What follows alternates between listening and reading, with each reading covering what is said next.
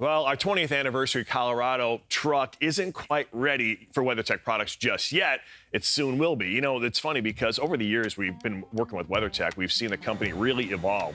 I mean, face it, it's a company that started with one guy selling floor mats and has truly evolved into a global company with a product line that is so extensive. Not only does it cover the inside of your truck, but the outside and pretty much every corner of it. They've also got product lines for your pets, your home, as well as your shop.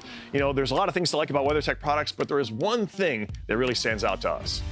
We know that it's going to fit good and the installation is going to be simple. I love it. Will be nice and easy install too. And speaking of easy install, but there's more because we still have this. Ready? And done. We need more installs like that. That's awesome. We do. Now, these things don't go in any easier, just simply drop in place. I gotta tell you, this was one of the easiest ones that we've ever done. So These are probably the easiest install products that we do. The easiest install ever. Right.